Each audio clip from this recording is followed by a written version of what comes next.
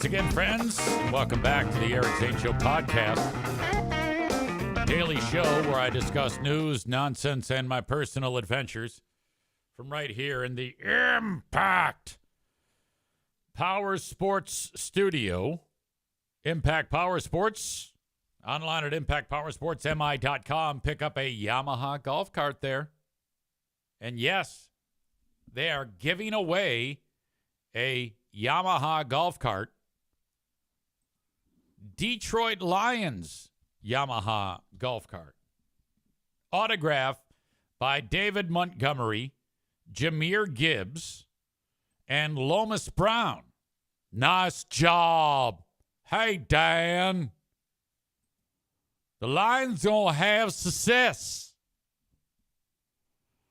The Impact Power Sports is doing these Detroit Lions parties over at 131 Sports Bar in part of the Gun Lake Casino. That's Drew right there, closest to us in the golf cart that you can win. EZ has teamed up with WGRD to bring you the Detroit Lions watch parties, where you can win this cart that Drew from Impact Power Sports is giving away. The winner will be selected during halftime of the Super Bowl on February 8th. Last night, Jana from hosted the party. Next week is the bye week. Sunday, November 2nd, you can hang out with producer Steve. Lions and the Vikings, 1 p.m. The remote is from 1 to 3. I will post the full schedule. Like after that, you can hang out with Kelly. And then Jana from is back. And then Maitland will be there hosting Charlie Kirk Hot Takes.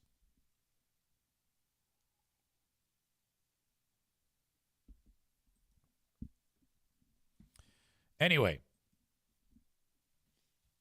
Lions won yesterday, by the way, 24-9, so that's good for them. But most importantly, what I want to get to is our boy Alan here. Yesterday at this time, he was talking about his beloved wife, Abby, giving birth, and the child...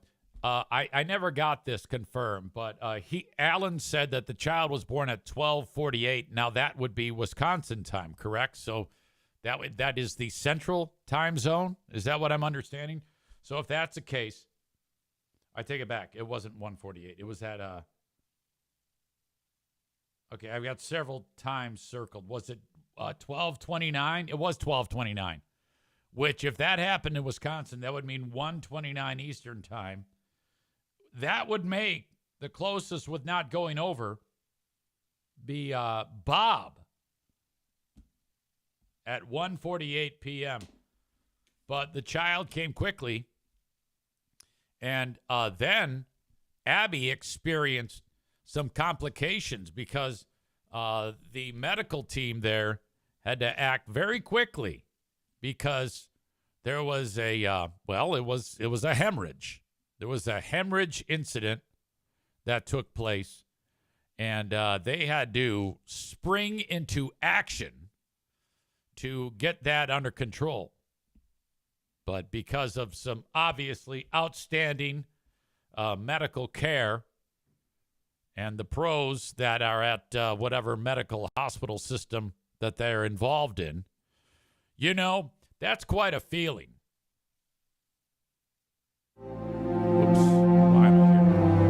That's not fun. Oh, my God.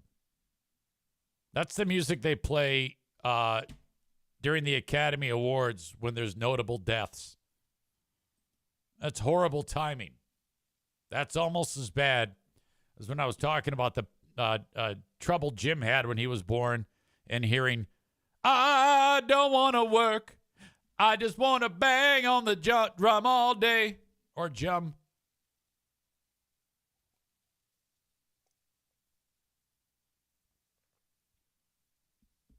when you're there in the delivery room and something that dangerous is occurring, you feel helpless.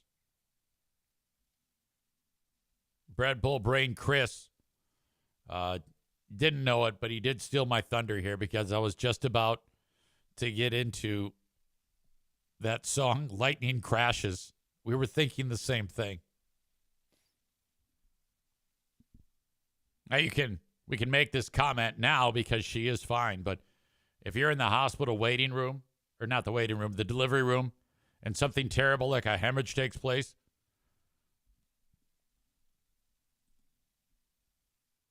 and in your head, you start to hear the song Lightning Crashes by Live, which is, a real up-tempo, toe-tapping number about, a mother's death during childbirth. I'd like to be in the writing room for the song Lightning Crashes. Hey, what do you guys want to write about? I got a song about drugs. Oh, yeah? Well, I got a song about this hot chick that I banged. Oh, that's cool. How about you? A wife dying in childbirth. I got this great line. Her placenta falls to the floor.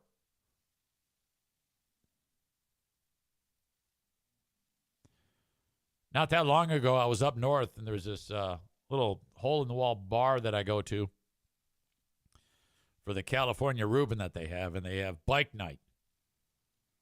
And there's all these bikers that are there in their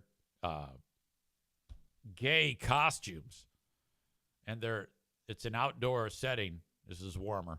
And there's a guy strumming acoustic guitar, and he's singing that song.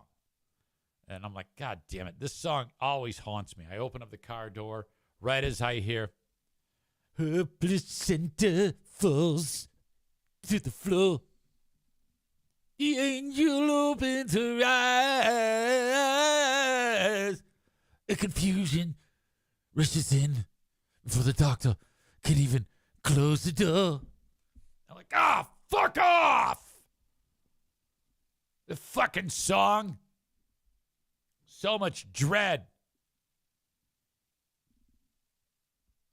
As I had begun my fatherly maternity leave as Diana was getting ready to give birth, and that song came on the radio station I worked at while I was like, I don't know, building a mobile to put over the crib for Jim's birth. And I'm like, this song's about complications in pregnancy. This is terrible. Shortly thereafter, we're at the hospital emergency C-section. All the while, I'm hearing, her placenta falls to the floor. Like, fuck you! Shit! Devastating.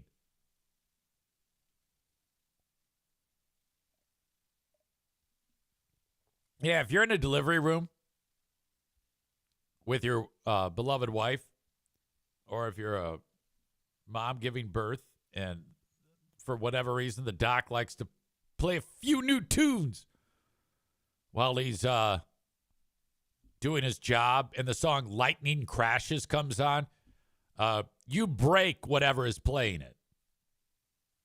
That's an order.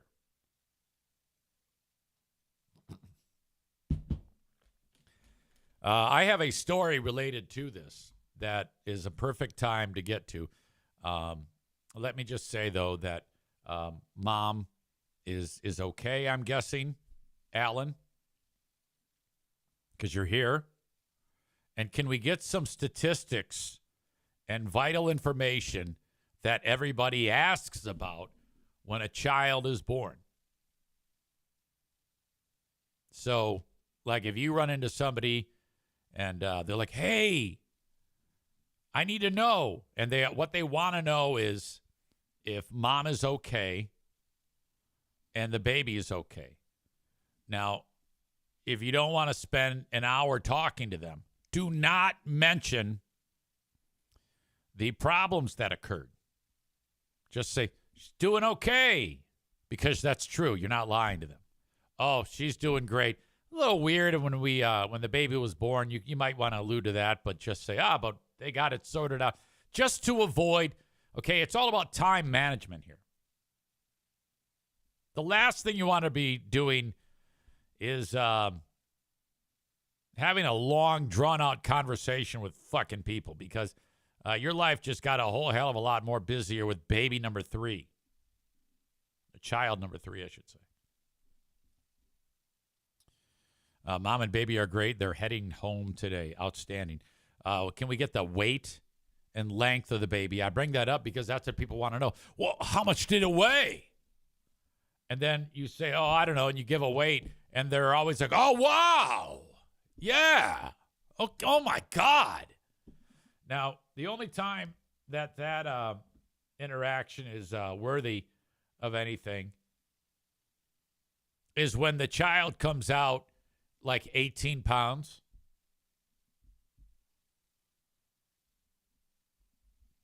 Henry Christopher Martinson was born yesterday at 12:29 Wisconsin time, 1:29 Eastern time.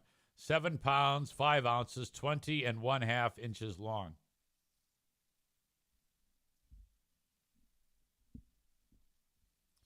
Outstanding. Glad everybody is okay. One of the things I talked about yesterday when we were on pins and needles waiting for the birth of little fella, I already forgot his name, Henry Christopher,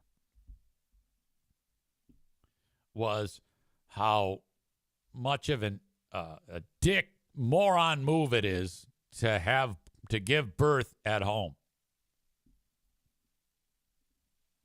Why would you do that? Even the shittiest of hospitals has a state-of-the-art birthing room with the best of physicians in case things go south. Like it happened yesterday. Now, I'm guessing that if a child was born at home, there still would be plenty of things that the physician can do to correct probably any situation. I mean, it would make sense. Can you imagine if you said, hey, we're going to have the baby at home, and then the doc said, all right, I'll bring most of the stuff that I would use to ensure a healthy delivery, but there's very little chance that this will happen, and this will happen. And then that would be the time when you say, well, yeah, but what if it does? Well, then the baby's dead. Or the placenta will fall to the floor and your wife will die, like in that Lightning Crashes song. Well, why don't you just bring all that stuff with you? And that's when the doctor should say, oh, I could, but you could also just come to the hospital. Yeah, but that's I'm one with nature. We're one with nature if we have it at home. It's really important that we have as little medical involvement as possible when something as crazy as a baby coming out of a small opening takes place. Nope. We're not going to bring any of the life-saving things that we utilize in case of this, that, and the other thing. So you can also just bring your wife with the baby to the hospital where, we can utilize all of the state-of-the-art medical equipment to ensure that everything goes perfectly.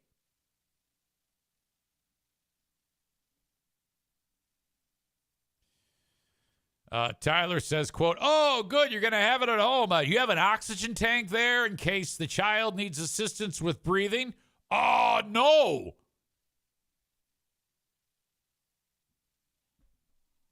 Megan is here. She says, I had a weird giving birth dream last night. This show has to be why. Maureen says, were your feet all swollen again, Megan? That was an amazing photograph. I can share that with the crowd here now. When Megan had her most recent child, God, where did I put that picture? That would be Bryson. Her feet were all swollen up. God, I don't have it in front of me now. I can get it, but it's going to take a second. By the way, apologies for the Patreon crowd. I went ahead and published yesterday's show, but didn't publish it. Stand by. What I mean by that is I had it all done and then forgot to hit publish. I did that this morning when I got a message that said, hey, asshole, where's the show?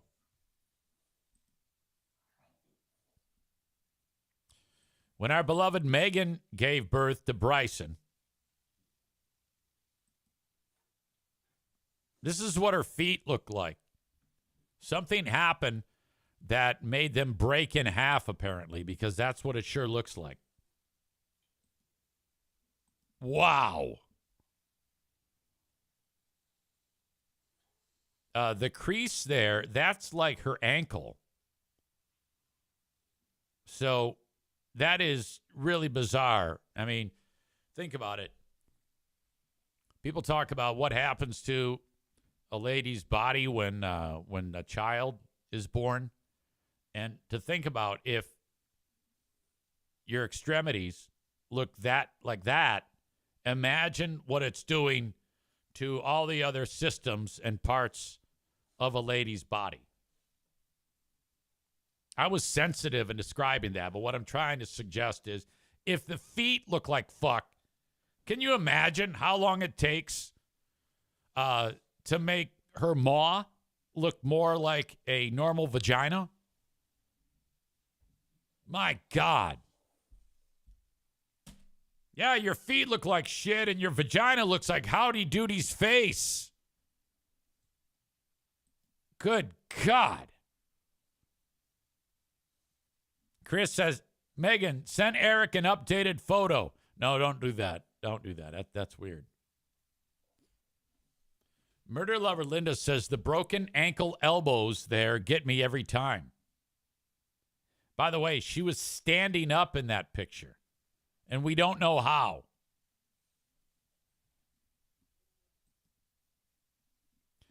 Anyway, I am going somewhere with this about the home birth.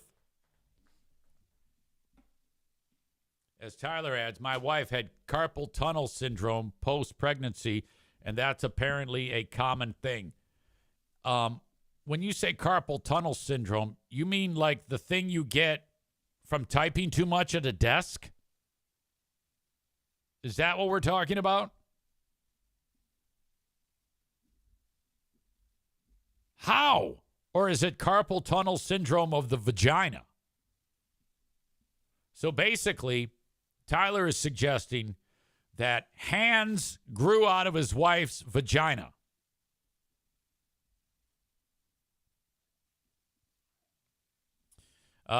Bread Bull Brain Chris says that Megan's feet look like a cat's back feet with that extra backwards ankle in there. Megan adds, one of our friends here had no idea women often poo-poo when pushing out a baby until yesterday. Well, I never really thought about it. It stands to reason, though. Some of you may not even be aware, if you just didn't know this, that sometimes when a mother is pushing, I'll see your poo-poo when the baby's coming out and one-up you. Sometimes the doc has to do a procedure I believe is called an episiotomy. That's where he will go ahead and, you know how like when you put a hot dog in the microwave and it heats up a little too long and it kind of like splits like that? He's going to make mom's gooch look like that. You know, the taint, he's going to go and hack it, and the taint and the vagina, the taint is gone now. It's hacked open. And the vagina is now one with the asshole. It's a merging of the two openings. So then the child actually comes out. It's no longer then known as a birth canal. It's known as a vajazzle. And the child flies out of there.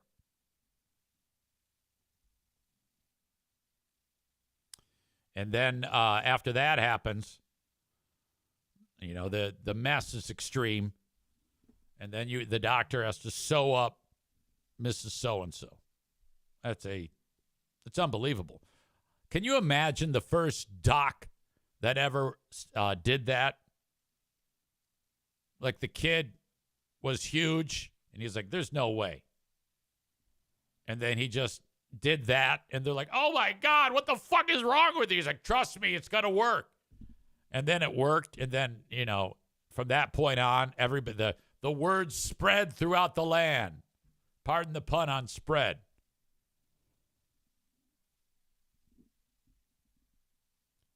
Anyway, I am going somewhere with this. I swear to God, because a lot of this I keep coming back to having a child. If any of you are lucky to have a child, and for those of you that have chosen to remain childless, this is what you're missing out on. You're missing out on a vajazzle. You're missing out on hemorrhaging, and you're missing out on the goodness of children. Okay.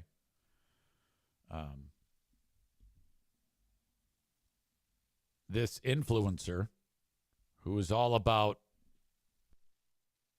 hippie, holistic shit, decided to have her child at home. This just happened. The story's just getting out now. But she decided to have her baby at home, and she's totally dead. I might have said her age wrong, if I did at all. She was just 30. She's out of Australia. And she founded a wellness brand called Natural Spoonfuls.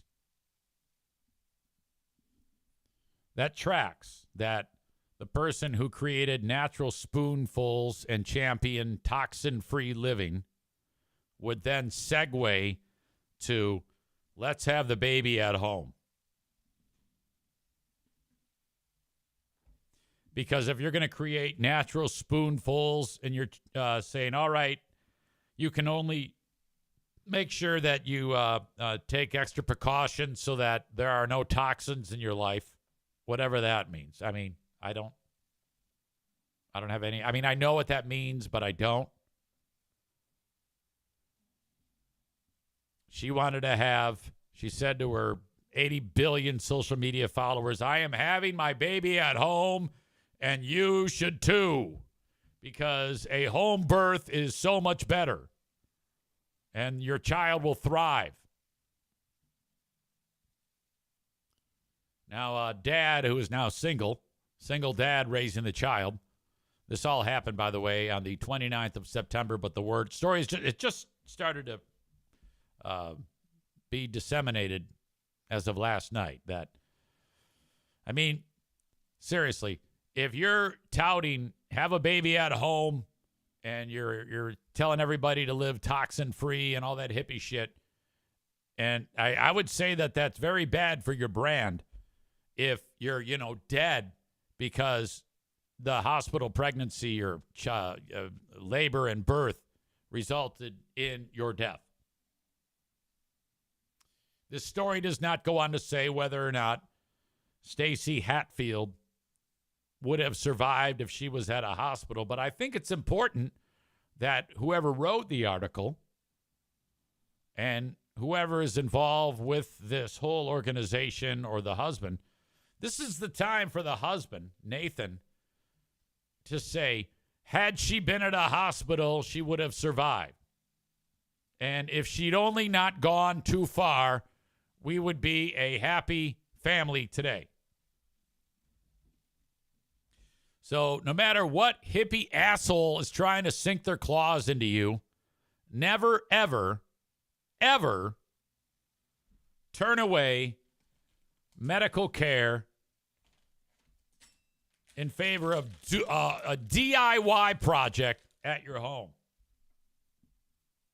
I can't believe, since I started beating the world up about this yesterday, the story breaks shortly thereafter that this woman had the baby at home, and now everybody's sad.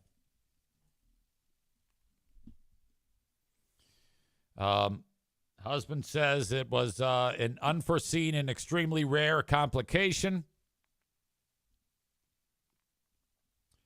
Quote, she was transferred to the hospital. Of course she was. Where the staff worked to save her, but she did not survive, said hubby in an Instagram post. It's with a heavy heart that I share the unexpected passing of my beautiful wife, soulmate, and best friend, said husband Nathan. Hospital staff were amazing, did the utmost to help, but ultimately nothing could be done despite their best efforts. I blame my wife for wanting to have the baby at home. He said most of those words. The wife held, this is terribly sad. The wife held the baby, nursed the baby, and then, boom, the shit hit the fan. That's all that they're saying. My God. Hatfield founded Natural Spoonfuls in 2019, promoting whole foods and chemical-free products as part of what she called low-tox living. She began advocating for natural wellness after experiencing digestive issues, skin problems, and low energy. All right. Now, it doesn't, let's see. Yeah, it doesn't really go on to say that segue, and she advocated for having a baby at home. But I think that logic, that leap in logic, can be made.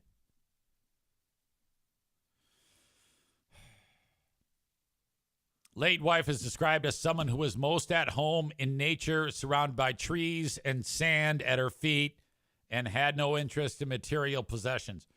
Okay. All right, that sounds great, but the one material possession you want to have is top-notch medical care when it comes to giving birth. Now, in Australia, of all the births that happen every year, 0.7% are home births. That is, amazingly, that totals, well, there's a lot of people that live there, 2,081 deliveries per year.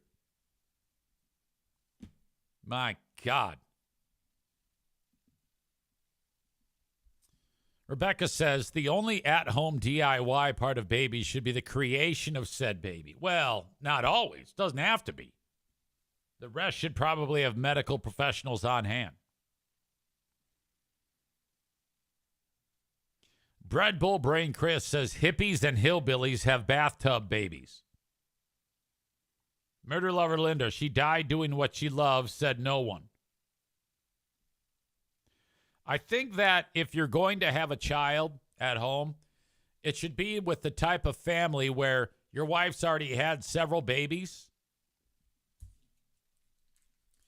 Because then her maw is kind of like one of those balloons you get at the circus that's really long, and you blow it up about 300 times and then let the air out of it so that by the time you blow it up the 300th time, you barely have to put any air into it, and it just fills right up because it's all stretchy and loose.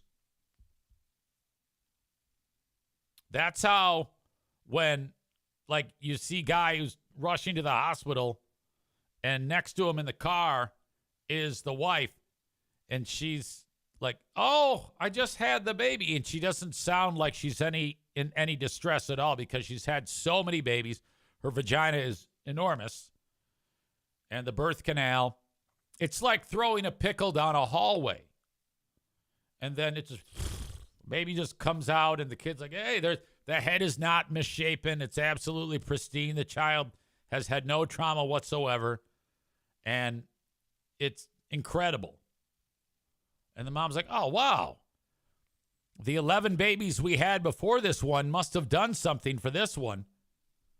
So the baby just flies out. So if you're going to do the at-home thing, my professional recommendation is only if you have a very flappy vagina and birth canal. Because if that thing has not experienced, a few passes through of babies through that opening, I mean, because even at its biggest dilation, it's still not enough room, and it's got to get big, really, really big, like a wizard's sleeve. Okay. Then and only then, I think, is it it's really a less of an issue getting a baby out. Then you don't even need to have a doctor there. And you don't even notice it. The next thing you know, as you're nesting and, getting the baby's room ready, you turn around and there's a baby dragging out of you. You're like, oh, who put this here? Oh my God, it's somebody's baby. I know that's not mine because I didn't feel anything. Like, well, wait a minute here. There's an umbilical cord. And it's got to be mine.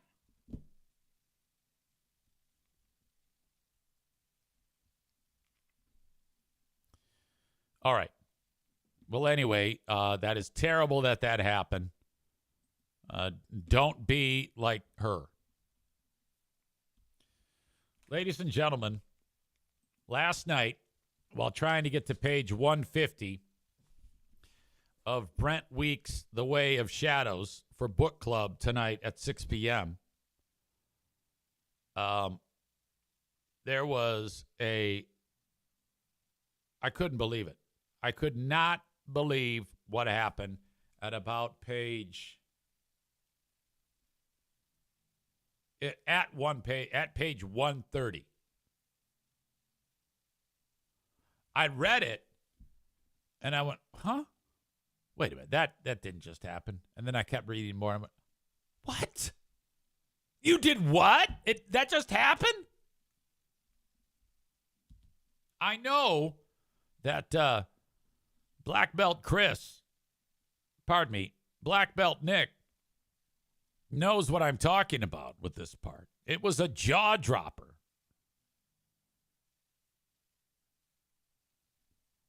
So if you are reading, that's a big one. That's if you have not yet hit page 130. We're going to review today, and I'm curious at the turnout.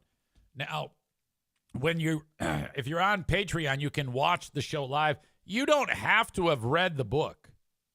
Okay, you can just be part of it if you want. It doesn't matter. It's just another show that we do called the Big Fraud Book Club. But if you want in on book club, all you need to do is get The Way of Shadows by Brent Weeks and watch it. This is reminds me of like Game of Thrones, but not so fucked up that you don't know what the fuck is going on.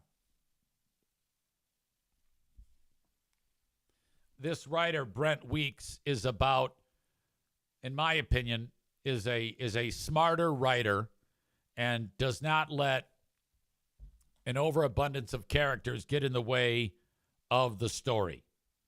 And I really like the book, and so far I really think it's going well. This book is 581 pages. So get that book and read it.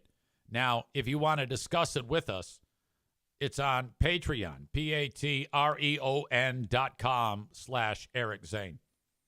This is our third book in book club. But I'm excited to talk about it with you. Nick, Black Belt Nick, has already read this entire series, and he's having us read it in book club. When you are in book club, you can pick a book. I draw names and pick books. And Stevie is next up, and I don't remember what she wanted to read. She wanted us to read that Kamala Harris book, But I think she wanted to change it. Didn't you say you wanted to change it? I see you're in the chat. Or are you going back to Kamala Harris? What are we reading when we're done with The Way of Shadows? Which I imagine we'll be done with that in a couple of weeks. Anyway, join on patreon.com/Eric Zane. You can sign up for 7 days free. If you like it, you can let it ride month to month at either $10 a month or $5 a month. Two different price points because you get a lot more when you go with the $10 a month. What I mean by that is $10 a month is audio, video, first crack at brand new material, live streams. You can participate on Zooms because Book Club is a Zoom show, and the Ben and Eric Patreon podcast is a Zoom show with a live audience. And then $5 a month is all the audio. If you sign up for 1 year, I will take 10% off. So what is $120 for year number 2? Damn it. For tier number 2 is $108, and what is $60 for tier 1 is $54.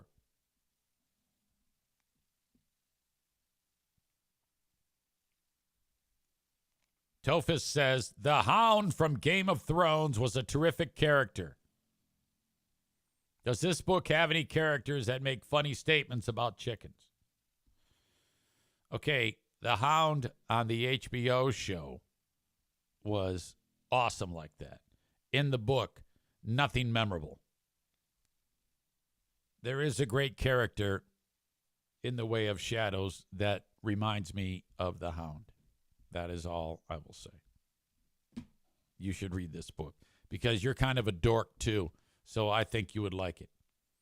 The only books like this I've ever read are the George R.R. Martin ones, which I don't recommend. They suck. And Tolkien. And I like Tolkien. Murder Lover Linda says, how about the book Helter Skelter by Vincent Belosi about the Manson murders? A classic. Somebody might like that. I don't know if I would pick that. Man Bun Chris says, hey, yo, go Lions. Lions, yeah, they won yesterday, of course. 24-9. That was good. I watched none of it, and I'm very proud of myself.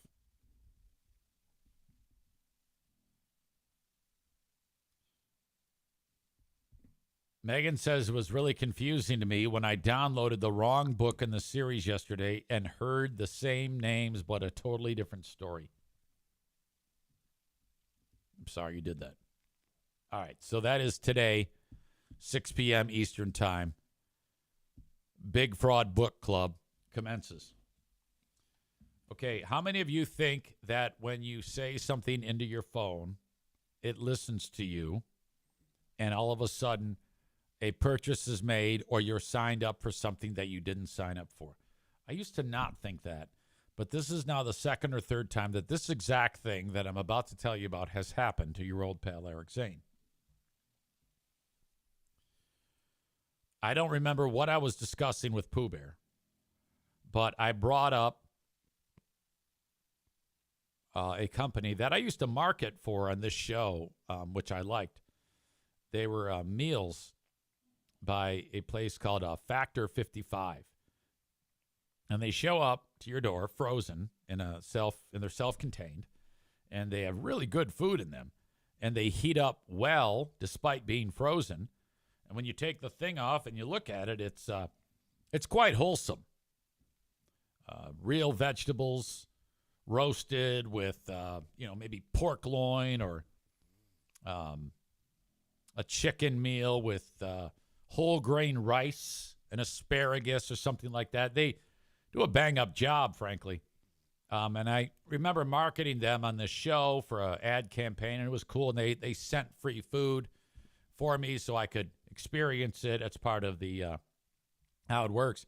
But I had signed up for it. You have to sign up with an account in order to do it. Now, again, I didn't pay for it, but they were I had to have an account.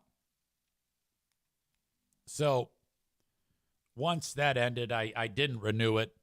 It's not that it's good, but for some reason I mean, and it was actually pretty affordable. It's about $9 a meal, and you're paying for the convenience. So I mean, most people, if they make their own food, you can get that cost down to quite a bit lower per meal. But you're paying, like I said, you don't have the time now it takes to make it. So if that's your thing, I would recommend it. Anyway, that was years ago. The other day, I looked at my bank and it says Factor 55. And I'm like, what is this? And I go, well, I know that that's not the food company, but that's the same name. I call Pooh Bear. I go, did you sign up for this? No. I go, what is it? And she goes, it sounds like it's those meals. I go, how does this happen? And she goes, I don't know. And then we remembered that a few days prior, we were discussing that factor meals. And I don't remember the context, but we did. I remember saying it myself, that actual company. And she goes, yeah, you did. So she called there, and because they, it had already charged us. So she calls and says, hey, what's up? And they go, yep. Those meals have been, you were charged for them. There's 6 meals coming. And she goes, I never asked for this. And they were very accommodating. They go, no problem. We're going to refund the money. Food has already been sent. Enjoy the meals. And then it arrived, and now it's in my freezer. But the only thing I can think of is what I just told you, or it's just coincidental, some glitch, or third choice, they do this to people and just charge you and send it and hope that you're not going to look at your bank statement. And then it's going to get to your house and you might like it. It's a way of it's a way of potentially giving it away free, like in this case, they are, because they gave us our money back. And getting you to kind of like retry it, and maybe you'll like something and sign up again. It's not a bad idea, really. Tofus and Megan say, I used HelloFresh for a little bit. They were really good. Yeah, I still like those. Blue Apron, HelloFresh. I like all those. But for me, it resulted in I would only be able to use it like once in a while because I get so damn busy, I don't have time to make all that food. All right. Tova says, never been charged. Someone would have to authorize the payment. But that was so weird. Molly says, $9 for a meal. That's my lunch and breakfast. Oh, yeah, no doubt. It's more than it used to be, than it could be if you did it yourself. A lot more. But you're paying for the convenience of it. All right. We have Who Are These Free Beers coming up tomorrow, along with the Ben and Eric Patreon podcast. I just heard from MAGA Pat, who again does a bang-up job coming up with potential clips for me to utilize on the show. Now, truth be told, I don't use all of them. Like, for example, excuse me, there is a moment that he wrote, because he listens to the show and he sends me timestamps of their show. And we've been, I focused on the times that, because Pat did, the times that Hot Wings says, stand by. It's a horrible crutch that he has. So conversations will be taking place, and he'll go,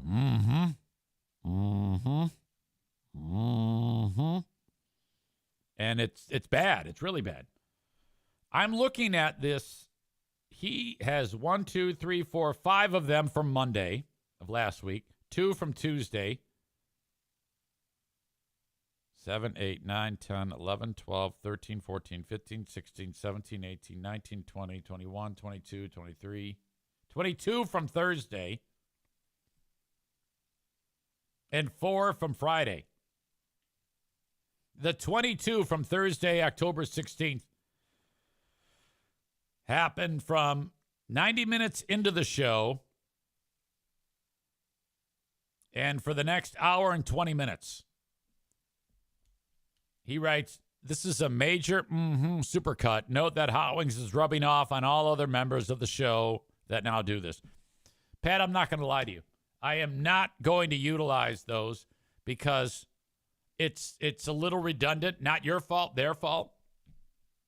But just seeing how many of them there are from what you sent me is incredible. These are all moments from our pal Hot Wings and the rest of the show. Bob says that Mate does it a lot too now. You're saying it wrong. Her name is Maitland. That is the only name she likes to go by. Maitland. Now, just reading over what Pat writes always makes me happy because he's pretty funny when he writes it out. EZ, suggestions, who are these free beers for week of October 13 to October 17? Lots of boring-ass Steve stories this week. I cannot believe they let this tool talk so much. Number 1, according to MAGA Pat, Steve is too big of a simp to let his kids watch Disney movies. I'm not sure what that means. Followed by grown-ass men lamenting the brutality of Star Wars. And then Hot Wings calling McDonald's characters terrifying for fuck's sake. From Friday's show. From the Monday show. No more diapers for Nikki. Hooray! Complete with big wows. And followed by debate over diapers versus car seats. Tuesday, October 14. Steve admits that his commentary is very boring and no one cares, including himself. Well, I got to hear that. Thursday, October 15th. Maitland ironically lectures people about overusing therapy speech. The same people who overuse therapy push it on people who don't need it and literally profit off of it. Thursday, October 15th. Kelly Cheese complains about thirst traps despite previously putting her horrible thirst traps out there, according to MAGA Pat. Now, I can't agree with that. I think that Kelly Cheese, when she has posted thirst traps, they have been quite good. I think she does a good job on her thirst traps. If you're into chicks with big overbites. Wednesday, October 15th, Hot Wings recreates how a telephone call worked during his childhood with excruciating detail. Thursday, Steve admits to being a horrible employee and a dumbass with all the boring details. Got to hear that. Friday, Steve hijacks the show and takes it on a worthless detour and laughs at his own jokes.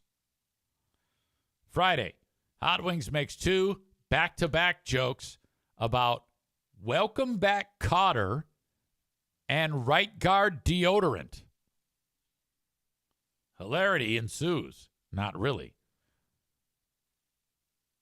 Also from Friday, Freebeer claims that he is not judging someone's stupidity, wokeness.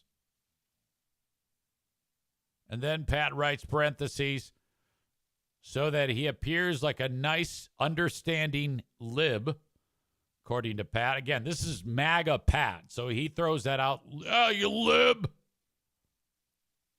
But he really is judging. Whatever. Number 12, Steve Echo Machine, Monday. And then it says, this one was the worst ever, and Tuesday. Okay. Pat, I'll go over those clips. And if they show up, they show up. I think I forgot one from Monday. Hot Wings sings the worst Bee Gees cover ever. I challenge you to be able to listen to this whole thing. Putrid.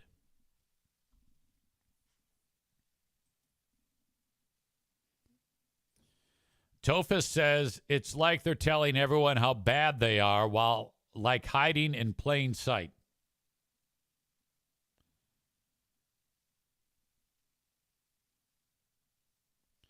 Tophus says, are they kidding me? Bob says, especially when Greggy shares her thirst traps on Facebook. Oh, I remember that one. That was crazy.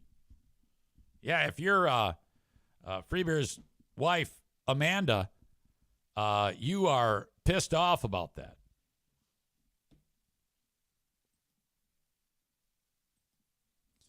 All right. This show is happening right now on 2 new platforms. I'm 100% sure of it. Now, I don't know if that means anything, but it is on Instagram right now. Oh, no, it was. Oh, there it is. Outstanding. It's also on Kick. Now, if you want the full show every day as it happens, you got to get it on Twitch. Twitch.tv/Eric Zane Live. I'm going to let it roll on those platforms today because it's relatively new. But just so you know, Twitch.tv/Eric Zane Live. Murder Lover Linda says, I just got the Instagram notification. That is outstanding. Yeah, I thought that the start of this show was on Instagram, but it is not. It was not. It definitely looks different on Instagram. I hope that's showing up for the Twitch audience. Maybe it is, maybe it isn't. I don't know. But, you know, you've got the vertical screen, so the audience doesn't really get the dogs, which is a bummer for them. You got to have the dogs in here. Okay. Tophus says, oh, boy, watch out for Kick. Yeah, I don't know why. I don't know why that is. What's happening there? Is that like a place you go and then everybody hates each other? Because, again, the more platforms I'm on, the easier it is to grow this show. Bob says, I'm still waiting for the dedicated dog camera. Amazingly, I was just thinking about that yesterday. And I think now we may be closer than ever as we approach year 7 of podcasting. Okay? Year 7 of podcasting. I think on day 1 of year 1, I said, all right, I'm going to do this show, and I'm going to do it from my phone. And I'm going to have a dedicated dog camera. And then we have been waiting for that many years for this. Now, if I am successful in actually setting up the dedicated dog camera, that is proof positive that eventually it does get done. All right. Tyler says Kick is Jamingo territory. I do not know. I have to go over and harass them, though. That's a good reminder. Every so often, I go over to John's show, and I laugh about him, about his soon-to-arrive early young death, and things like that. Tophus says, I remember when you were building the studio over the garage. I thought it was a cool setup. It is a cool setup. It's great. I am so thankful for the people that helped me build it. I have to paint the walls again, as if you can't already tell. because I'm very, very tough on everything I own. Even the walls that surround me, I'm very, very tough on them. And, you know, most of the people who built this studio turned out to be psychopaths. Let's go over the laundry list of them. You've got Pellerito, insane. I take that back. Allegedly insane. These people are all banned from the show, but they still manage to watch it and listen to it. There's one guy named something Lemon. I don't remember his last name. Lemon guy. There's Troy Finholm.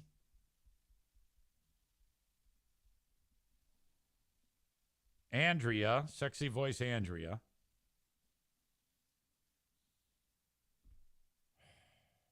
Anybody else think of anybody?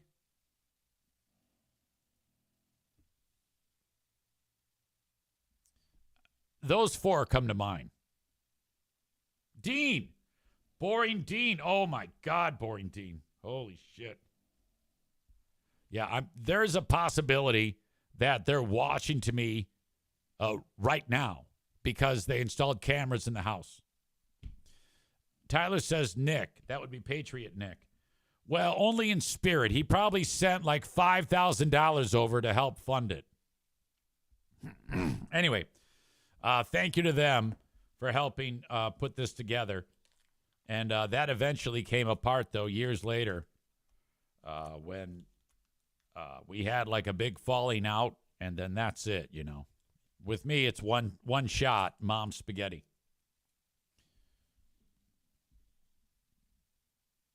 Stevie says, what the hell? Okay, I don't know why you're saying what the hell. Can you give me some context, my dear? Cut Me Slack says, you look like Ray Romano. He's my favorite actor. Excuse me. One of my dreams is to eat his poo out of a metal dog bowl. He's so hot. Oh, that's probably why Stevie said, what the hell? Okay, look, if you just wrote, you look like Ray Romano. He's my favorite actor. He's so hot. That would have been outstanding. So, but if you write, he's one of, my dreams is to eat his poo out of a metal dog bowl. Yeah, that's a little much. You can't really share that. Even if you did feel that way, you just keep that part to yourself. You know? Rebecca says, no, you don't. Look at him. All right. Let me check. Ray Romano now.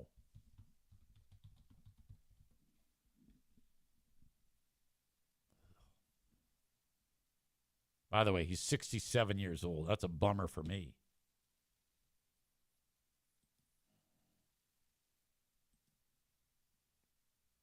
I guess, if you say so. At 67, he looks great, though. I don't think I look 67, though. I had an interaction with somebody at the hockey game the other day, and I hadn't seen her, and we had it. Somehow we got onto the topic of age, and she thought that I was her age because she's in her 40s. I go, oh, my God. I go, are you kidding?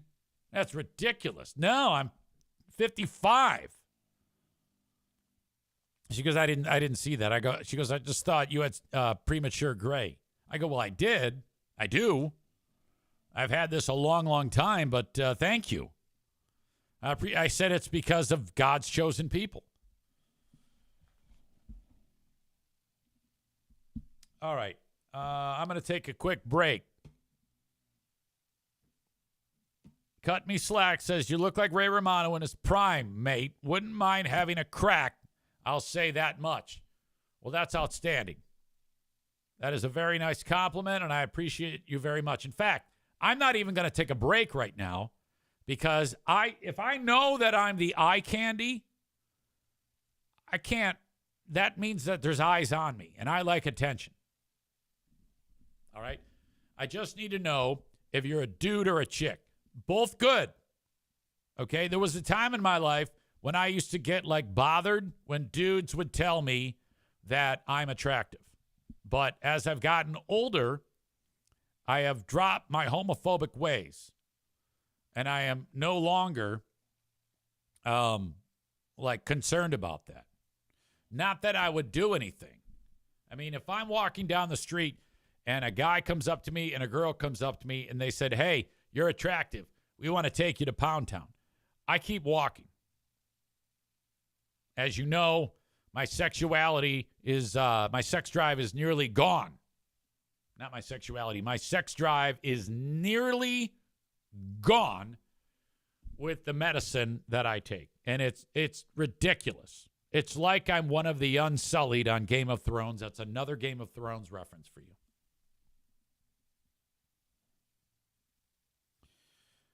Joe Martinez is here. He says, "I told you." Now, that usually means I'm going to get a stern talking to about something, and I don't know what that means.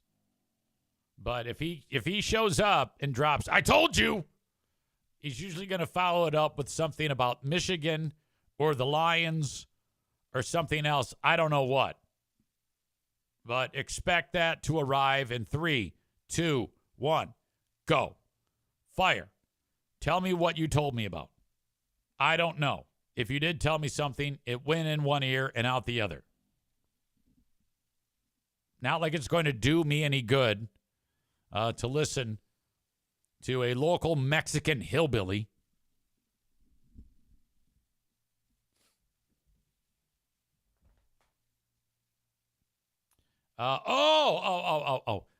Joe has said recently that I'm gay. You wanted to get taken to Pound Town. Well, maybe you heard that come out of my mouth, but it didn't just happen now. All I said was I'm not a homophobe. That doesn't mean I want a penis in my butt. You dumbass.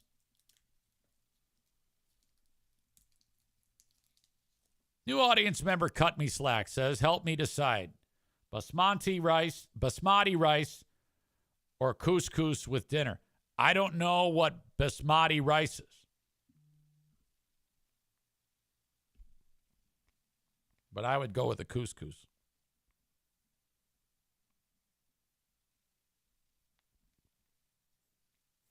Okay. Moving on. By the way, cut me slack. If you are from Australia, we talked about this person earlier in the show. I don't know if you were here. Wellness influencer Stacey Hatfield dies from complications after childbirth in Australia. Are you aware of this story? I'm guessing you're from down under because you refer to me as mate. And that's common, unless if that's, maybe you're an Australian living in the U.S. or another part of the world. I don't know. Basmati is a fluffy white rice. It's used in Indian dishes. Yes, I am from Australia. Never heard of her before, though. Tyler says we need to hear from our Australia insider. Tofa says some folks from Great Britain do that as well. That's true. They do talk that way.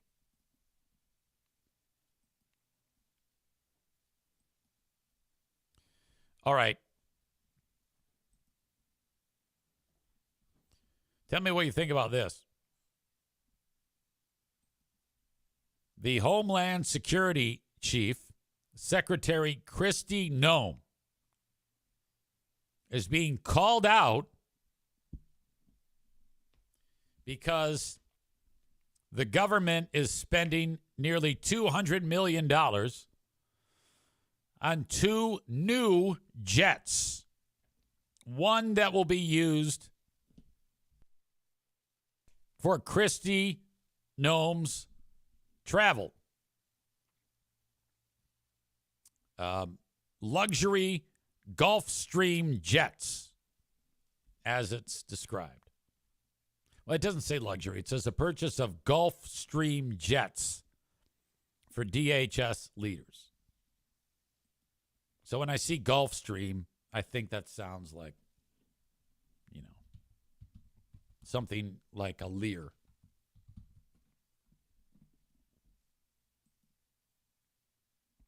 Okay, here you go. This is a Gulfstream jet. All right, so a fantastic jet to get to and from. Now, hear me out here on this. Everybody is giving her shit about this. And part of the reason that they're giving her shit about it is because it's during the government shutdown. Democrats are saying, well, you shouldn't be spending money on government jets when there are people that are government employees that are not being paid. Okay, so the timing is a little wonky. I mean, if I am the Homeland Security Secretary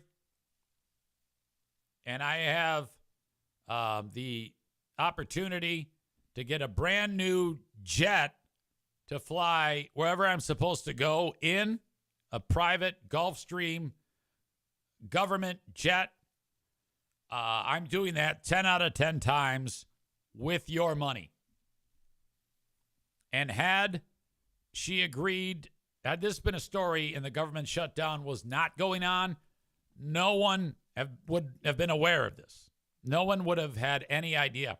And the only reason why anybody has a problem with Kristi Noem getting a new jet is because, A, she's attractive, and B, she is trying to get Mexicans kicked out of the country. And she probably blew Trump. All right? That's what's going on here. She's facing criticism for the contract to build the jets. These are U.S. Coast Guard jets. She ignored it. Well, she brushed it aside, saying, well, the funding was previously taken care of, appropriated, before the government shutdown. They've already been funded.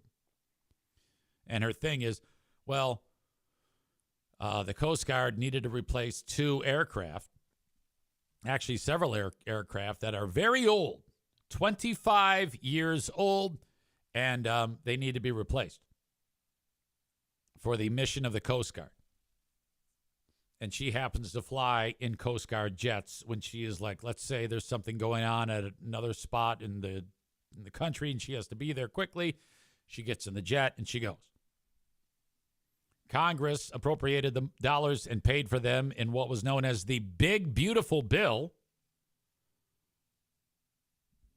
And she says we're grateful that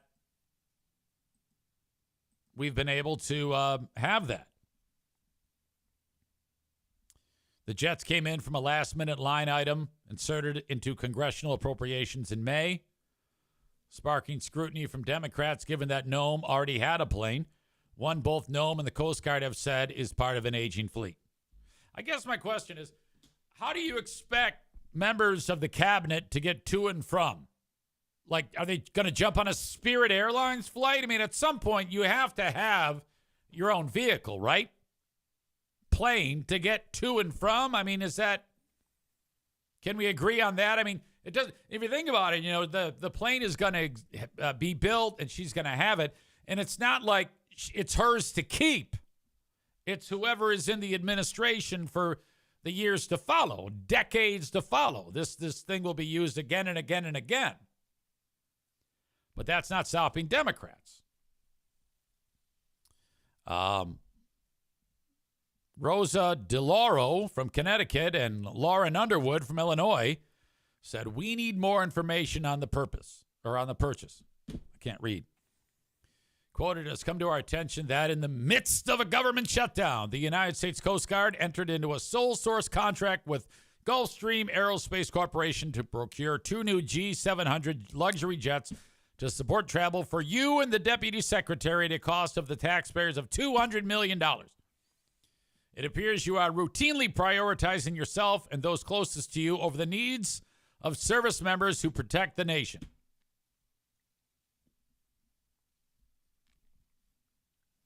The jet greatly surpassed the initial request made by Homeland Security, which asked for $50 million for a new plane. Democrats also faulted Nome for moving ahead with the order amid the shutdown. Okay, so, all right. Let's say she did get the 50 mil instead of the 200 mil. And the order was made during the shutdown. They're still going to bitch at her. But she still needs a new plane, does she not? Or do we say, yeah, fuck you, just to fly in the piece of shit plane? Drive there. I don't know. It seems to me like they're just criticizing for the sake of criticizing. Anything these people do, they're going to get hammered. That's par for the course.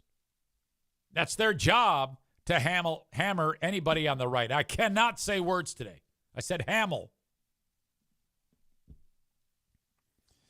The more than the $200 million Nome is using to buy jets for her luxury travel would help fund a lot of paychecks for TSA and air traffic controllers. Yes, but I don't think it works that way. I don't think they can just say, all right, we're going to hold off on funding airplanes and just funnel the checks. I mean, I guess it could happen.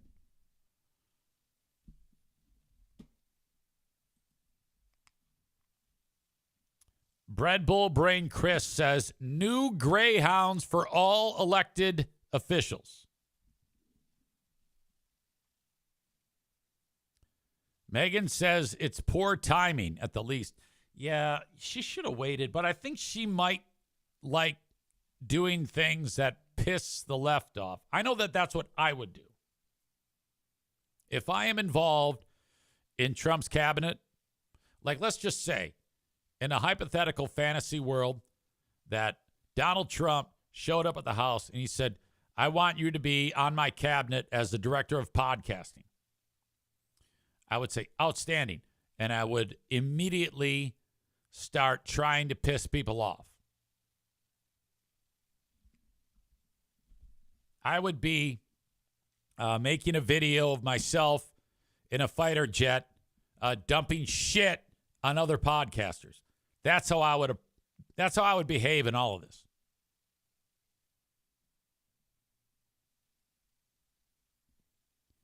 Joe Martinez writes, quote, that bitch has too much Botox and facelift. I wouldn't let my dog lick it. Luke says, from an aviation standpoint, the government's VIP jets are as old as fuck. Yeah, they need to be replaced. What the hell? You know what's amazing? When you think about the cost of two jets, $200 million, or when you see a statistic like when we fire a Hellfire missile, one missile, and it's like $1 million per missile or some ridiculous amount of money. It's like, my God, is this a rich-ass country?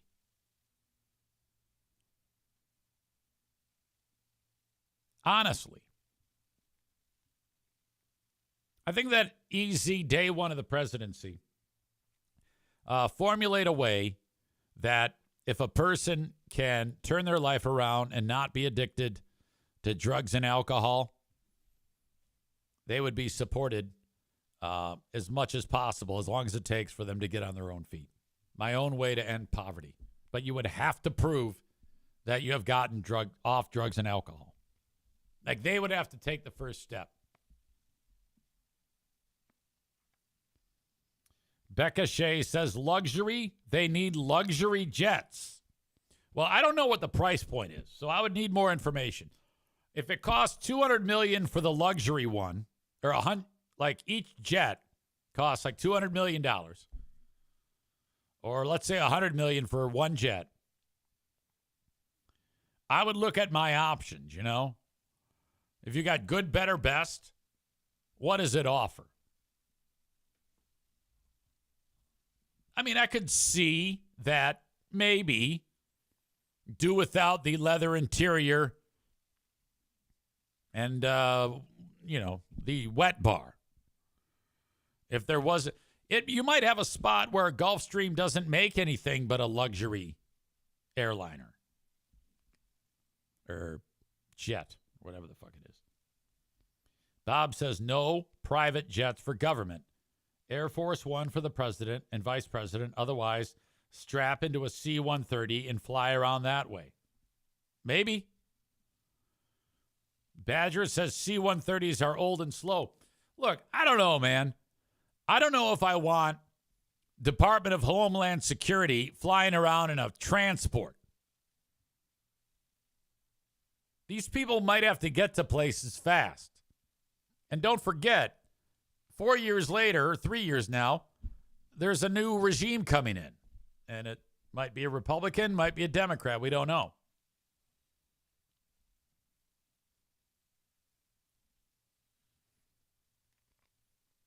All right. Any more comments?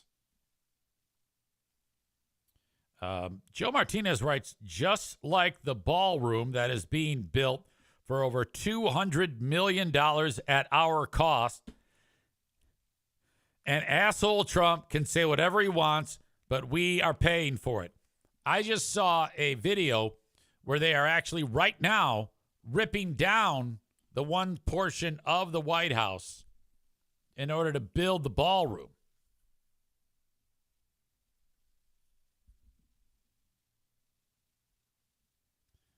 Megan says, Noam is also the one who killed the dog. Yeah, that's inexcusable. I will never.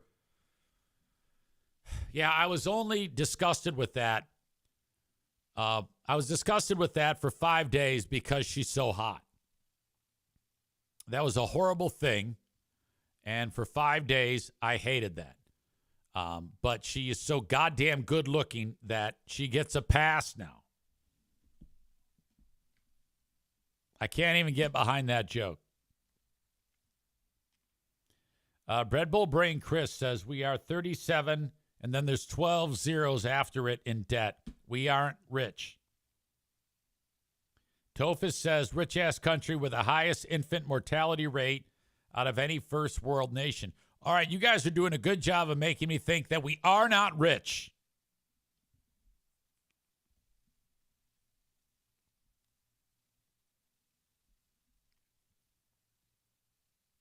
Trump asked for no more photos to come out of the demolition of that part of the White House.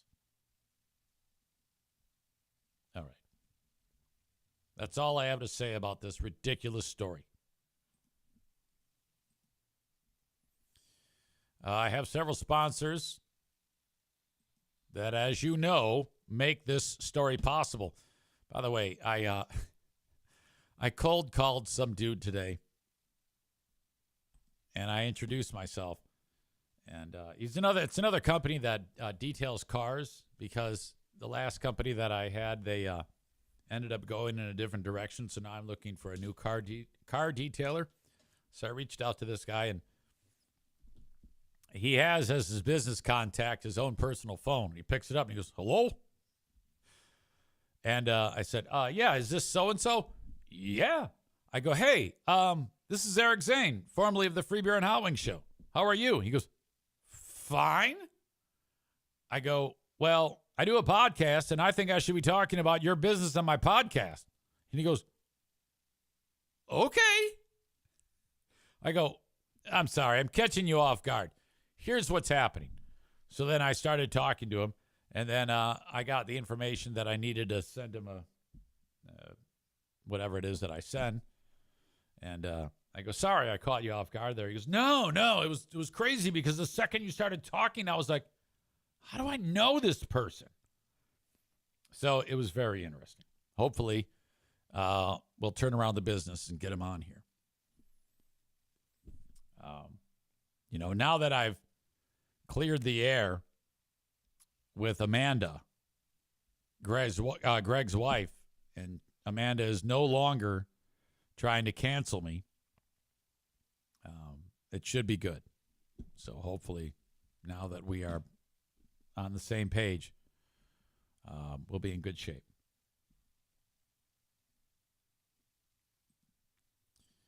Hello to Pinball Land. November 8th, we've got the first ever Big Fraud Pinball Tournament at Pinball Land. That is a Saturday. Saturday, November 8th.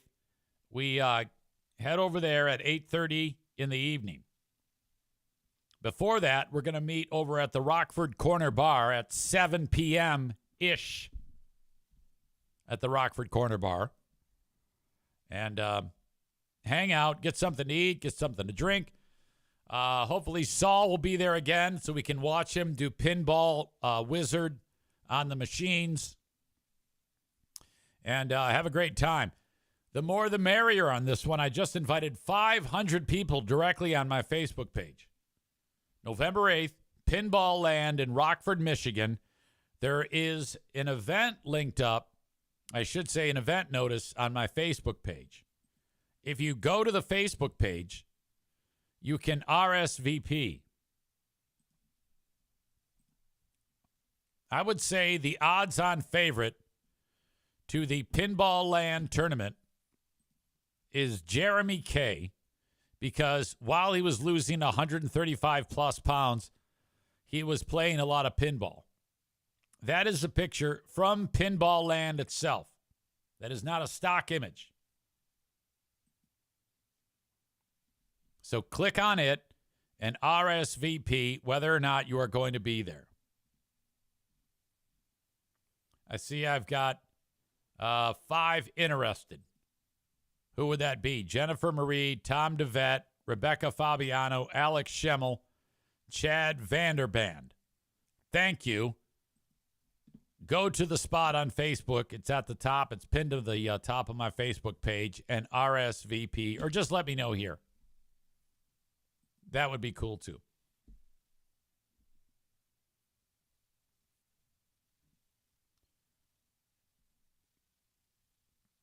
Rebecca writes, isn't Amanda the ex-wife?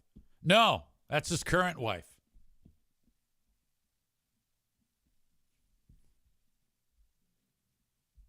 I'm kidding. Yes, it is. I probably should stop doing that. Somebody's going to get pissed off.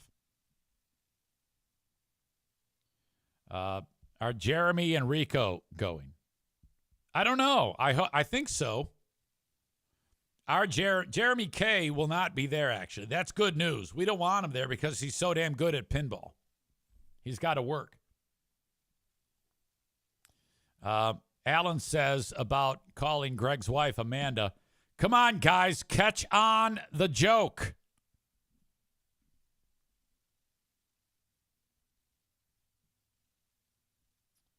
All right. Looking forward to that. And if you want to book your own event, or I should say show up at Pinball Land whenever you want, you play all you want for an hour for just $9.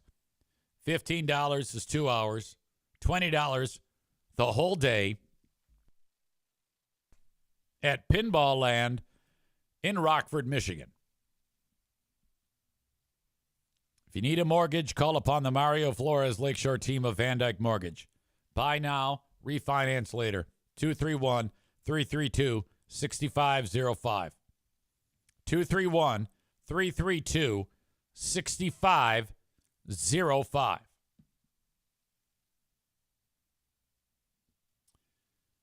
Black Belt Nick is here. He says, my family will be at pinball.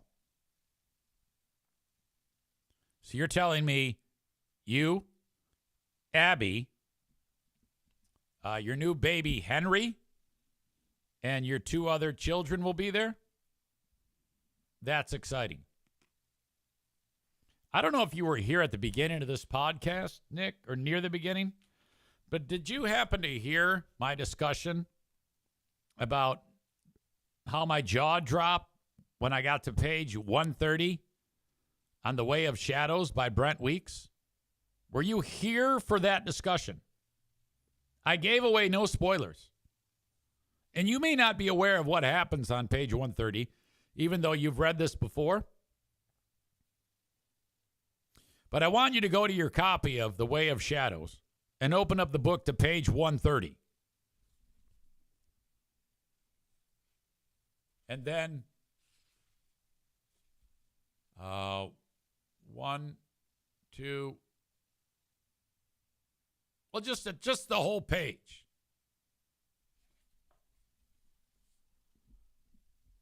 And I went, what?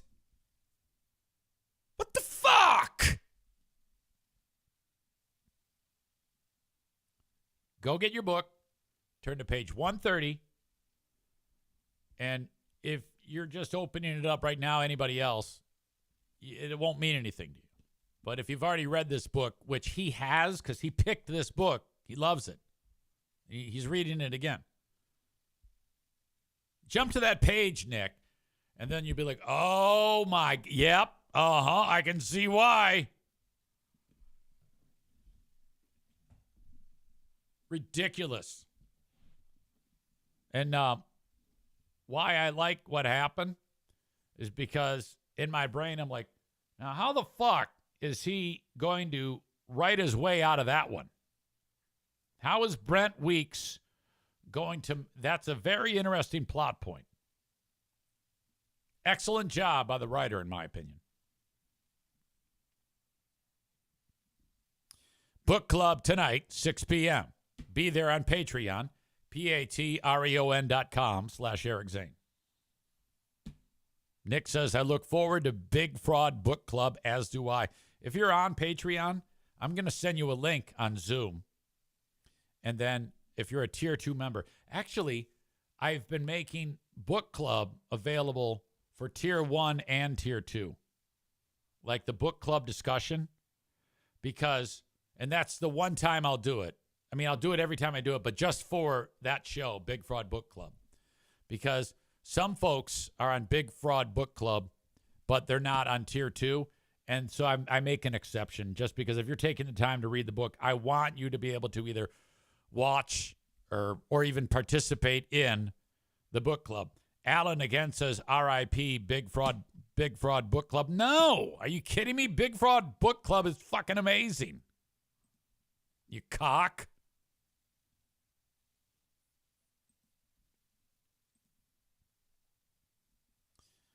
I've got a Dan Campbell locker room speech. Now, if you're not a Detroit Lions fan, well, you should be. This is last night after the Lions beat a very good team. Go, Dan Campbell, go. Dude, how about the defense? Yeah! Listen, 9 points allowed, 4 of 16 on third down, 1 interception, 1 fumble recovery, 252 yards allowed, man. That's outstanding defense. Listen, we did what we had to do. There's things we got to clean up, but I tell you what, defense, you play like that, you win every game. That's the bottom line. That's outstanding. That's the way to cut it loose, just like we talked about, guys. All right, I got really 3 game balls. I'm going to start on offense, 136 rushes. All right, I can't do that. Gets too nerdy. There was a long touchdown by Jahmyr Gibbs. And so he's standing there next to Goff. And he gives it to him.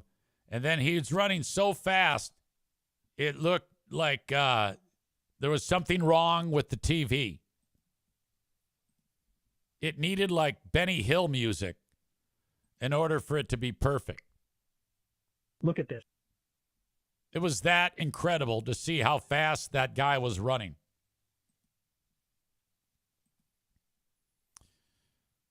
Big Fraud Book Club, is that like BBC? No, wait, that's something else entirely. Says Piano Finger Banger. Build up thick in your pipe. All right, this is that run. It slid over into his path. That's a foul. Glad I'm not a DB. Right up the gut. There goes Gibbs. Foot race. Winfield can't get there. Touchdown Lions. By the way, love the black unis.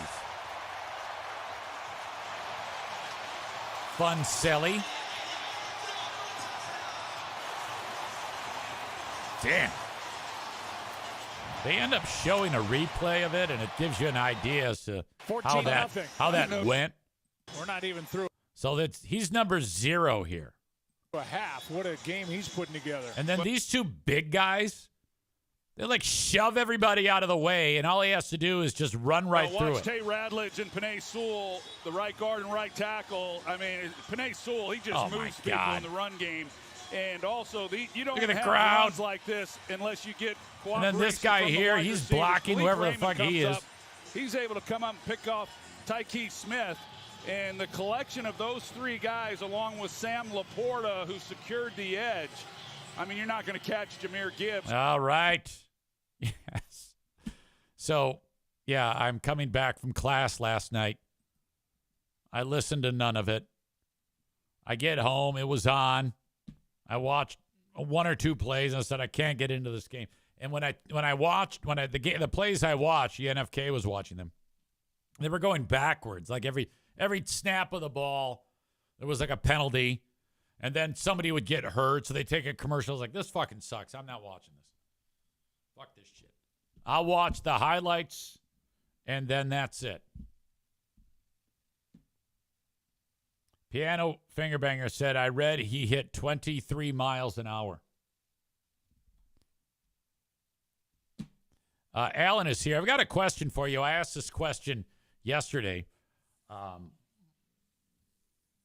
As you're enjoying this show right now, are you the only person hearing it within your circle? Or is the family gathered around you? Because I need to know that before I weigh in on the next thing. So you're all alone right now. Oh, he's got his earbuds in. All right, good. So this was almost the gift that keeps on giving. More than 2 weeks ago, we were doing or it was 2 weeks ago, maybe a little bit less. We were doing the Ben and Eric Patreon podcast. And there was a moment that I can just say now, we were kind of beating up this, I forgot how it was. Oh, we were talking about the Victoria's Secret model who has Down syndrome. And we didn't really go that hard in the pain. We weren't, I don't remember exactly what we said because, I don't picture myself just harping on her. But it was, there were some things that were said that were, might be a little bit questionable, perhaps. I don't recall exactly. But at the end of the show, Alan revealed that his son has Down syndrome. And, oh, shit. It was really awkward. It was so bad. And I had this look on my face like, what the fuck? Are you serious? Oh, you're actually your daughter. Alan writes, you did not say anything bad. You didn't say anything bad. Neither did Ben. I just wanted to throw a wrench in your day. So, hot Down syndrome chick with big boobies. And then Alan brings up that his daughter has Down syndrome. So it was just fucking weird. And he saved it. He had never revealed that before. And it was like a callback to 15 minutes earlier, and I was so goddamn awkward. It was terrible. Fast forward to the other day. I think it was it was yesterday, when we had you on Collab Cam. And I asked the question that I already knew the answer to. I said, is this your first child? No, third. And I went, oh, yeah, of course. I knew that. And this is what I said yesterday. I knew that because of the conversations that we've had about your kids on the show. And I was referring to the Down syndrome conversation. But I caught myself from saying the Down syndrome conversation so that I wouldn't say that in front of Abby, his wife. Because if you're her, and she hears, oh, yeah, when you told us that your daughter has Down syndrome, when we were looking at that Down syndrome chick with the big titties. That would be terrible. So I just said the time that we talked about your kids. Mama Bear goes, oh, what were you talking about the kids for? This is yesterday. And I forgot what I said yesterday, but I went, oh, he was just telling us he's got 2 other kids.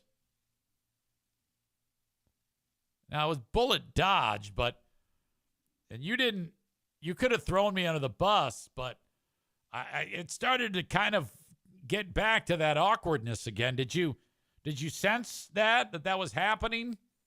That we were on the verge of telling your wife about that, which I don't know how that would be received on her end.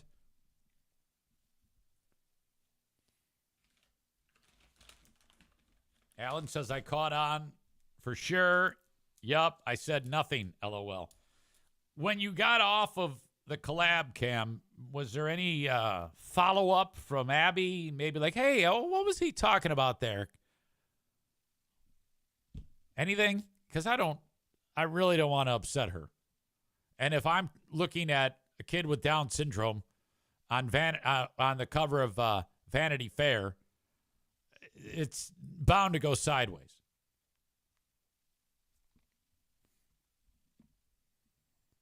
Chris says, thankfully, she was cooked on an epidural.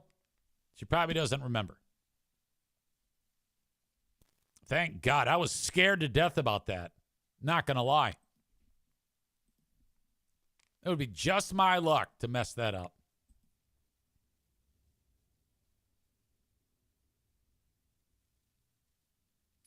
As I sit here, I'm hearing something outside, and I'm wondering what it is.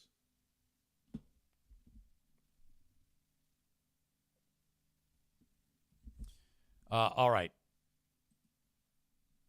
Moving on. I had something, and now I don't know where it is. Oh, yes. Oh, God, this story, Jesus. We had that person that was on here from Australia, and but lives in the U.S. now. This is another story about a community in Australia, Queensland.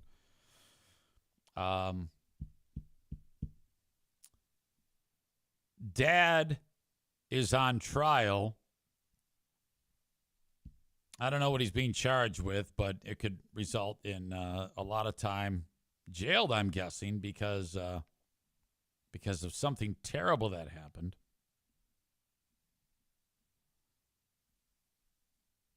The kid and his 11-year-old son wasn't feeling well. And he was complaining about several things that were happening to the kid.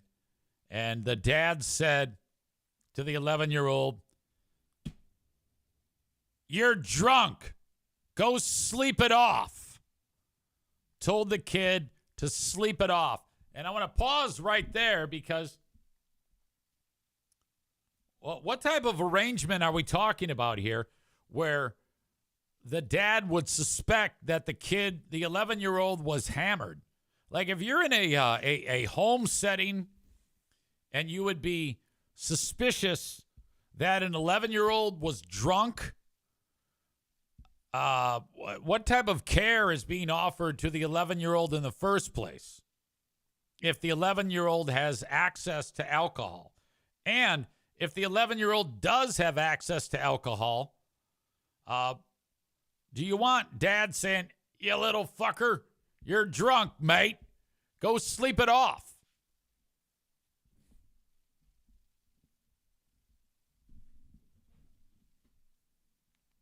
Bob says drinking laws and standards are different outside of the U.S.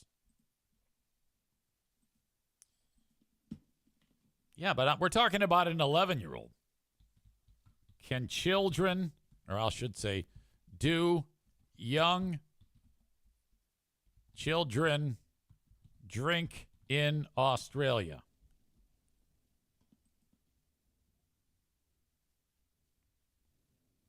Yes, some young children in Australia drink alcohol, though official guidelines recommend it for those under 18 due to health risks. Consumption decreases significantly with age. Statistics show that 31% of 14 to 17-year-olds consumed alcohol in the past 12 months.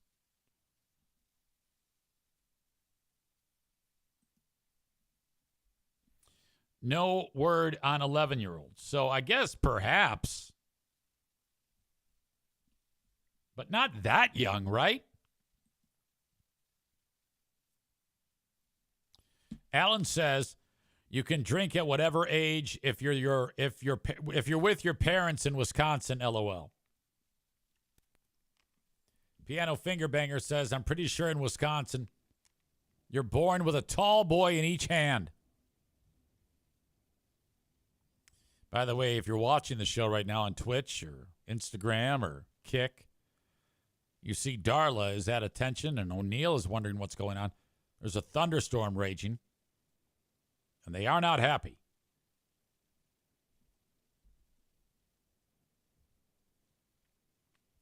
Chris in Buffalo says, hey, Maureen, by the way, O'Neill is now frightened, so I have to get up here because he does not like, come on, big guy. He does not like lightning, so we have to do the rest of the show like this. Or thunder, I should say. Yeah, boy. Come on, big guy. I'm not really in a position to not take care of him when there's a thunderstorm, because that would make me feel terrible with the a strong possibility that he has lymphoma.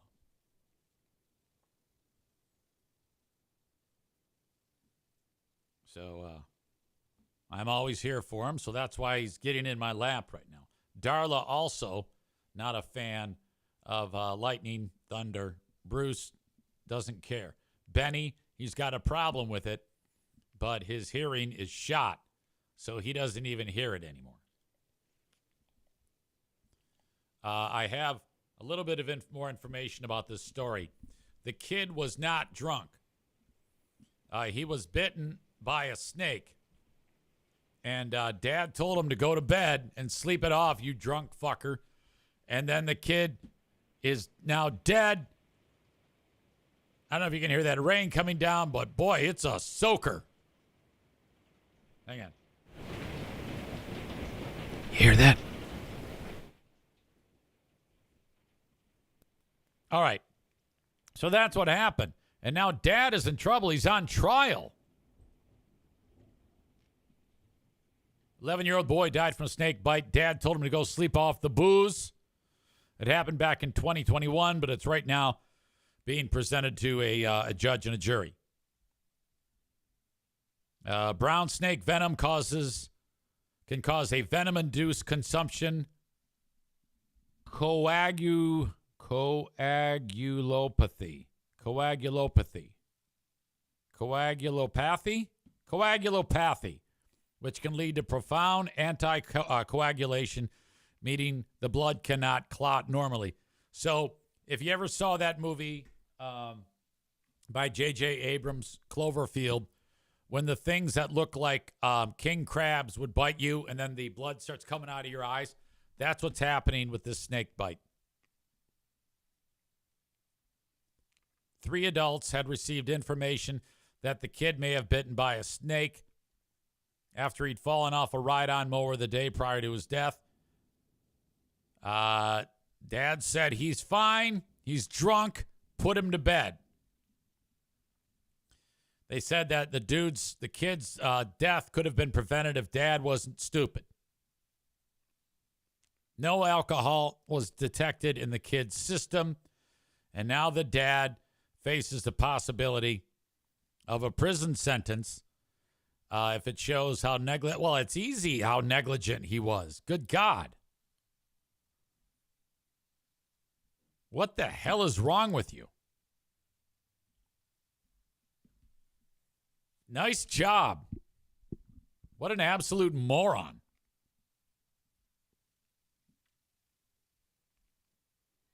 Cole says Cloverfield was a great movie. Oh, one of the best. Love that movie. I don't know if you ever saw, there's a couple more after it. There's one that I liked but was a huge pile of shit called The Cloverfield Paradox. And, I mean, no one on the planet liked The Cloverfield Paradox. There was also, as Tophus indicates a film 10 Cloverfield Lane, starring John Goodman. Outstanding movie. Takes the Cloverfield monster attacking the world angle, and it's a spin-off story about a man who is taking shelter in his own bunker while the monsters ravage the planet, and what goes on in the bunker when he's able, when he invites a couple of randos in who are trying to hide from the monsters. He invites them into the bunker. You're safe with me. I've got rations and water and electricity, and I will help you. What happens in the bunker? Outstanding movie.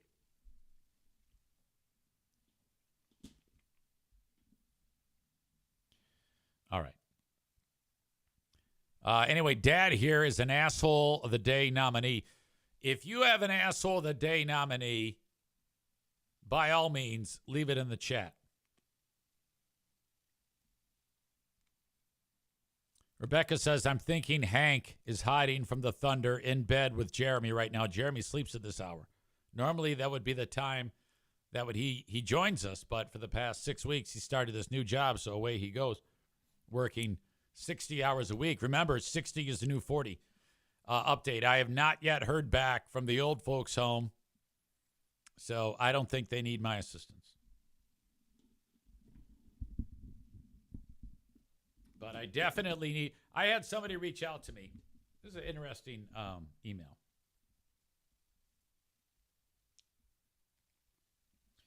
And it's just like me to share it.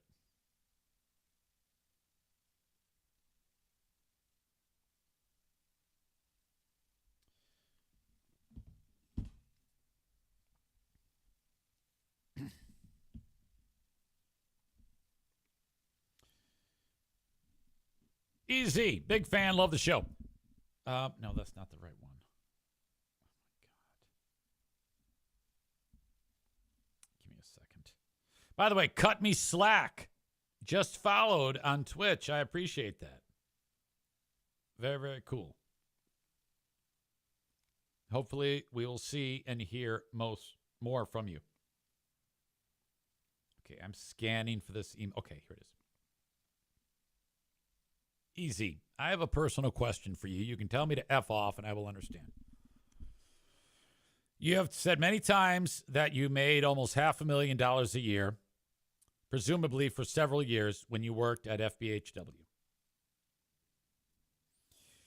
Yet you also said you work 10, 11 hours a day and may need to work more or get more sponsors if your health insurance costs go up. My question, what happened to those millions of dollars? Signed, Steve.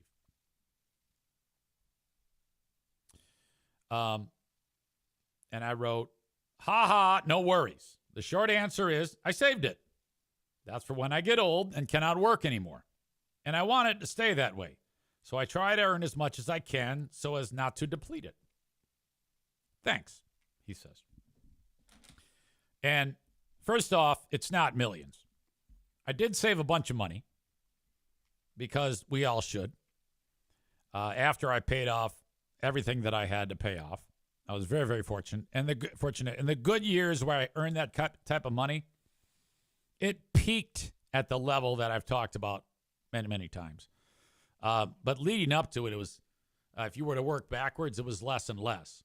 But there were some great years, no doubt. But that's what I did with it. I saved it.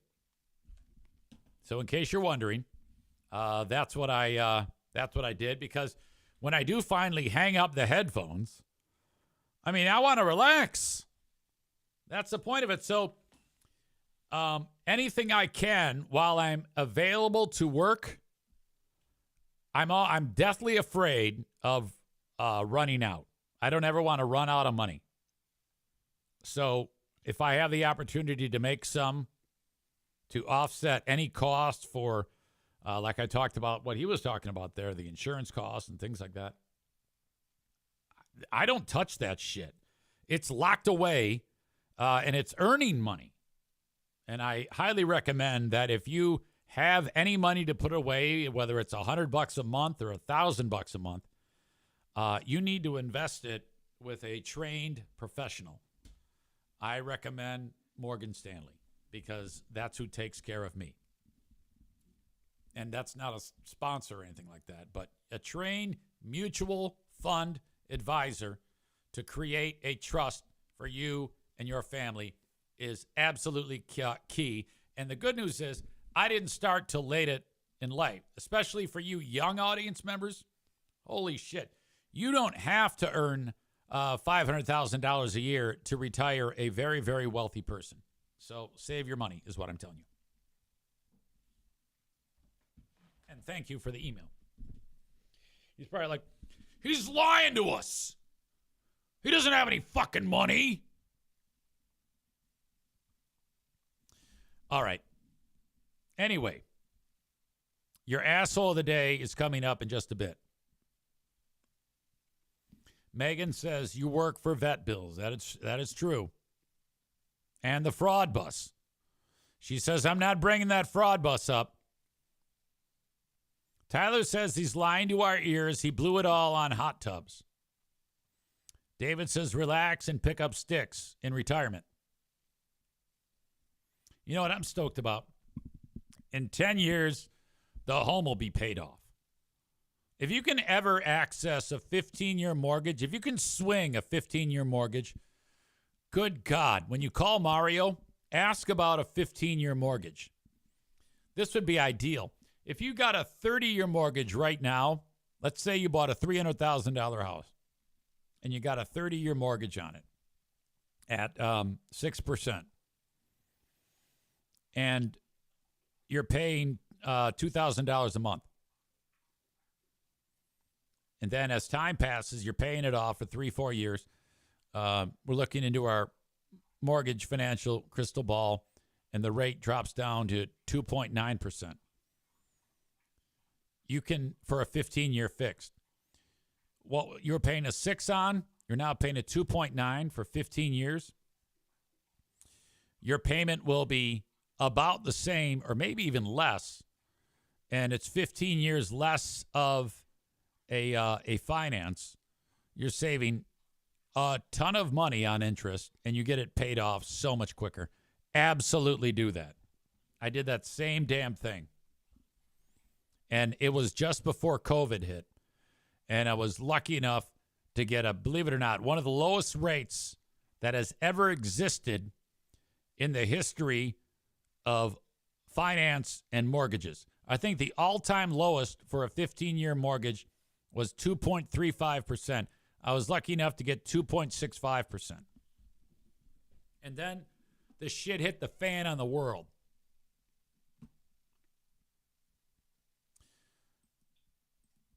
Thank you to Kuiper Tree Care.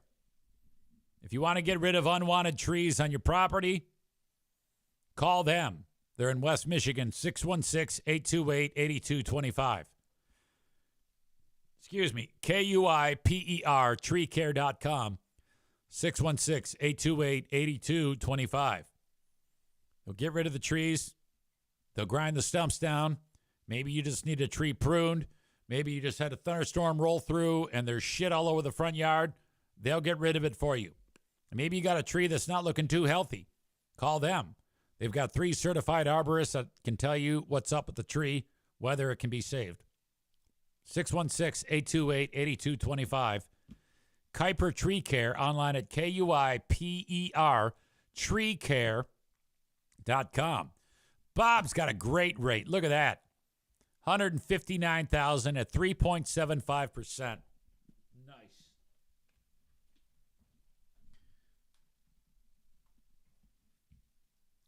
Black Belt Nick says, I was super smart. I bought a house, $125,000 at 3.25%. Completely decided to shove it up my hole by putting a pole barn up this year with a refi. Chris is at a fantastic 2.75. God damn.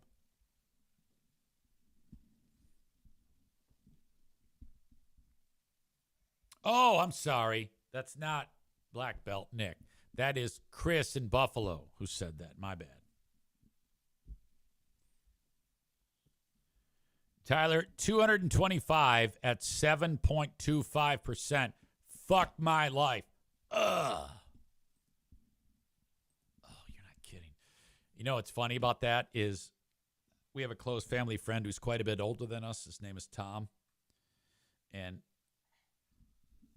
over the years, many conversations, but one of the things I remember him telling me was the economic crisis that the U.S. was in about 1979, 1980. He bought a home in Detroit, and the interest rate for the mortgage was 19%. Good God. Current 30-year fixed mortgage.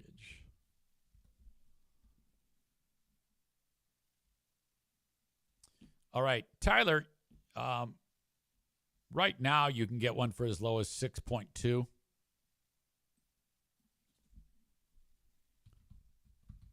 I'm guessing it's 15 or 5.5 for a 15-year.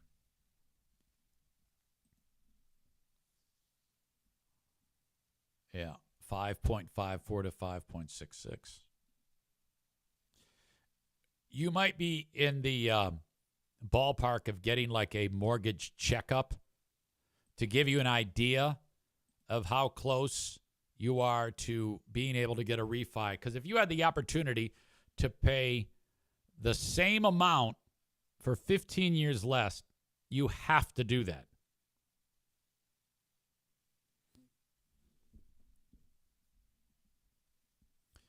All right. Today's asshole of the day. I'm looking for any possible nominations. Okay.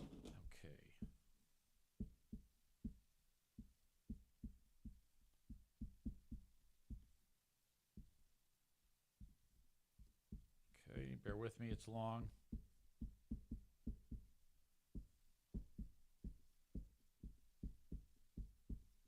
Today's asshole of the day is the Australian snakebite asshole dad for telling his kid to go sleep off how drunk he was when, in fact, he was dying from a venomous snake bite. Pretty bad. Holy shit. Thank you for being here, enjoying the podcast. You have a great rest of your day. I will talk to you on the Patreon bonus if you're part of my Patreon shows. And then we're going to do the Big Fraud Book Club. A lot of shows today. Also, Who Are These Broadcasters on the Who Are These Podcasts YouTube channel. That starts at 2 p.m. Eastern. Okay. Don Jameson from That Metal Show will be with me. If you love that show, you love Don. Don is one of the funniest people on the planet. I love him. So it'll be myself, Christian, and Don Jameson on Who Are These Broadcasters. We'll be doing a retrospective on Ace Frehley. Ace Frehley! Shock me! Coming up on the Who Are These Podcasts YouTube channel. Who Are These Broadcasters at 2 p.m. That's it for me. Have a good one. Till next time. Bye-bye.